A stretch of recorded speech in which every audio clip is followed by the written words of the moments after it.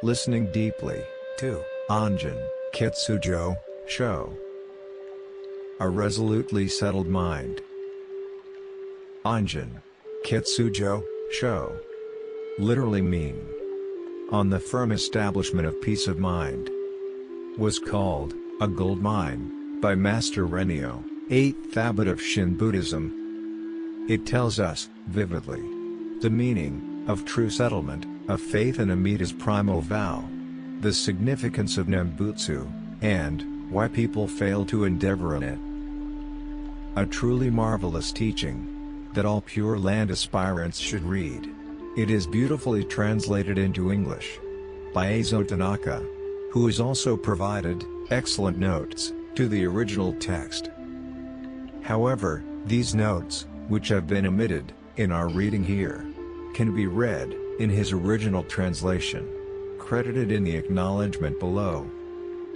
For the purpose of our video presentation, we have reorganized the tract into 6 parts, 1 to 6. Now, let us listen deeply as we read through this wonderful tract.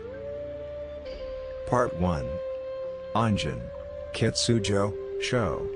A resolutely settled mind. Shin Buddhists should first of all understand how the original vow was made. Amida's great vow is made up of 48 constituent vows, of which the 18th is the most fundamental, the other 47 having been intended to reinforce our faith in the 18th. Shantou sets out this vow in the Ojo Rice-san as follows. If, when I have become a Buddha, sentient beings, throughout the 10 directions, who say my name, at least 10 times, are not born in the Pure Land, may I not enter that perfect enlightenment of Buddhahood. This means that, if every living being, throughout the 10 directions, is born in the Pure Land, having fulfilled a vow, necessary for birth, and its attendant practices, Gangyo, he would become a Buddha, but, if any fail to be so born, then, he would not enter that perfect enlightenment. Here, the question may rise, if it is the case, that Amida's perfect enlightenment depends solely on whether we are born in the Pure Land, how is it that Amida has already entered perfect enlightenment, even though not every living being throughout the 10 directions has yet been so born? This I cannot understand. It is to be noted, however, that Amida has already accomplished our Pure Land birth by fulfilling, for each of us, our vow and its attendant practices. As the requirement of the vow and practices has been fulfilled, thereby securing Pure Land birth for every living being throughout the 10 directions, Amida has thus consummated the perfect enlightenment of the Namu Amida Butsu, in which those to be saved, Ki, and Amida himself, Ho, are one. Therefore, there is no Pure Land birth of any ordinary living being apart from Amida's perfect enlightenment. Amida entered perfect enlightenment when the Pure Land birth of every living being was accomplished, and thereby Amida's perfect enlightenment and our Pure Land birth were achieved simultaneously. This birth of every living being was accomplished at the hands of Amida, but as each one of us comes to realize it at different times, some attain birth in the Pure Land in the past, some are attaining it now, and some will attain it in the future. Although, within these 3 categories of time, each of us has to have his own moment for attaining birth, there is nothing for us to add to the absolute consummation Amida achieved on behalf of all living beings at the moment of his perfect enlightenment. It can be compared to the sun which, once having risen, dispels the darkness everywhere, and to the moon that rises in the sky and casts its image on the waters everywhere at the same moment. The moon casts its image on the waters whenever it rises, and also the sun, never fails to dispel the darkness when it rises. Therefore, just ask whether the sun has risen or not. We need not argue whether the darkness has cleared up or not. We might as well ask whether Amida has already attained enlightenment or not, instead of arguing whether ordinary beings will be born in the Pure Land or not. Amida, when he was the Bodhisattva Dharmakara, vowed that he would not enter Buddhahood unless all living beings attain Pure Land birth, and he has been a Buddha now for 10 kalpas. We have been vainly repeating the round of mortality without realizing that Amida has already brought it to an end for us by establishing our birth in the Pure Land. It says in the Hanju-san. Therefore, we should feel very ashamed about it, for Shakyamuni Buddha is indeed our loving parent. The two characters, Zan and Gi, are interpreted as to feel ashamed before heaven, and to feel ashamed before the world. They are also interpreted as to feel ashamed in oneself, and to feel ashamed in front of others. What ought we to feel so very ashamed about? We should feel ashamed at our stupidity in taking no notice of Amida, who, for an incalculable number of kalpas, labored for our sake to fulfill his vows and practices, and at our being deaf to Shakyamuni, who appeared in the world time and time again, even 8,000 times from 500 dustmote kalpas ago, to let us know about Amida's wonderful vows. It may well be that, in following Mahayana and Hinayana paths and practices, we discover that, although excellent in their doctrine, they do not work for us, and we cannot keep on with them.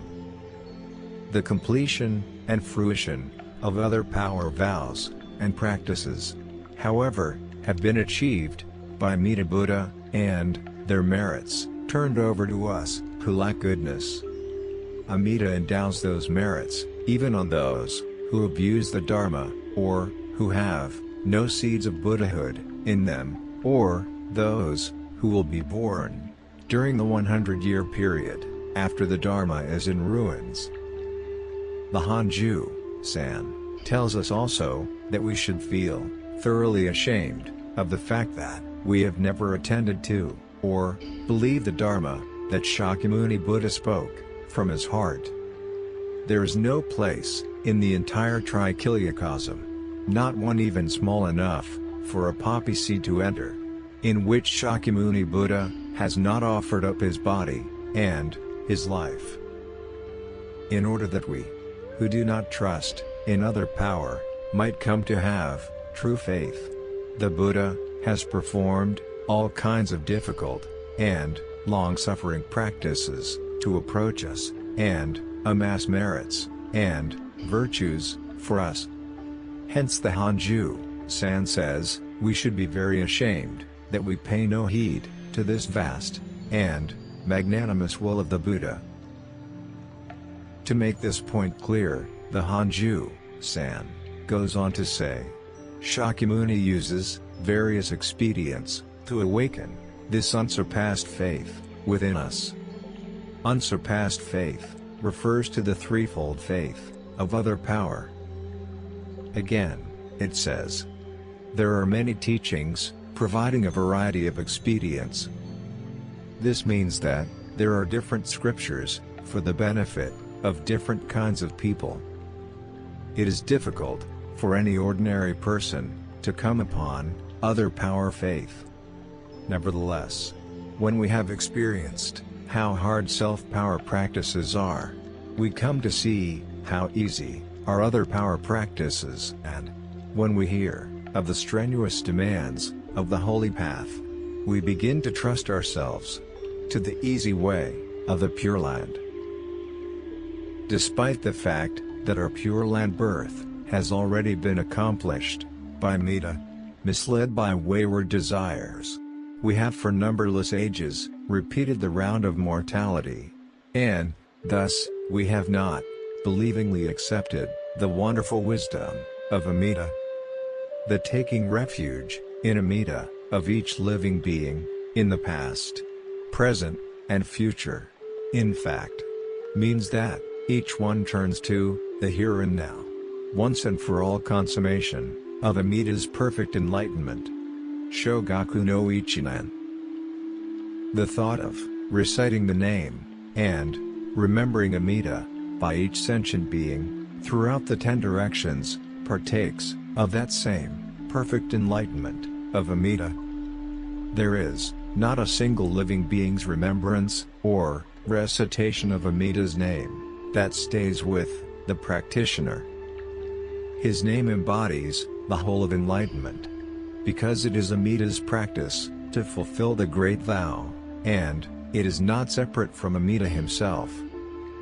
Since his name is the embodiment of enlightenment, it constitutes the basis for birth in the Pure Land for every being throughout the 10 directions, and because it constitutes the basis for our birth in the Pure Land, there is no vow or practice left that has not been perfected for us. In the Gengi Bun, Shantao says therefore, 10 repetitions of the Buddha's name mentioned in the Meditation Sutra contain 10 vows and 10 practices. How? Namu means rely on. It also has the meaning of aspiring to birth and wishing to transfer the merit of their practices for attaining birth. Amida Butsu constitutes the practices required to accomplish birth. For this reason, whoever repeats the name will surely be born in the Pure Land. The fact that repetitions of the name made by the lower class of the lower grade of aspirants who are unable to think of Amida on their deathbed completely fulfill the vows and practices demonstrates that vows and practices are not to be undertaken by us human beings. The vows and practices needed to ensure birth in the Pure Land for us ordinary people have already been fulfilled by the Bodhisattva Dharmakara's vow, which took him 5 kalpas to establish, and his practices, which extended for innumerable kalpas. Realization that Amida has completed the vow and practices is called the 3 minds, or the threefold faith, or simply the faith. Namu Amida Butsu is the verbal reverberation of Amida Buddha's fulfillment of ordinary beings' vows and practices in the name. Therefore, the realization does not stay in our mind and heart. It returns to the original source, Buddha's vow. The name doesn't remain in us, but goes straight to the great vow. This means that putting Pure Land teaching into effect lies solely in understanding the 18th vow to the full. Shantao, too, says, in the Josen Gi, in the larger Sutara, the 48 vows are set out solely to make it clear that those beings who repeat the name exclusively are assured of birth in the Pure Land. Amida has perfected virtues as innumerable as the sand grains of the Ganges. For such as us, the ignorant, and those whose thoughts are uncontrolled, his Pure Land represents supreme delight, and so it is called the land of utmost bliss. It would be a great pity if anyone who believes in Amida's vow and says his name should take the name to be the virtuous name of a Buddha who resides outside of himself, and should think that, by virtue of his earnest repetition of the name, he will be born in the Pure Land. If only the firm belief arises in us that Namu Amida Butsu represents the accomplishment of our birth in the Pure Land, our birth there is confirmed at the instant we say it, because Amida Buddha himself, constitutes the practices required for our birth. When we hear the name, we should take it for our assurance of birth, and that it is one with his enlightenment. Even though we have doubts about Amida's having perfected his enlightenment, we should have no doubts at all about whether our own birth has been accomplished. If one single being were to remain unsaved, Amida would never have entered enlightenment. To realize that this is so, is truly to understand the 18th vow. Here ends Part 1. Stay tuned for Part 2. Namo Amida Butsu. Namo Amida Butsu. Namo Amida Butsu.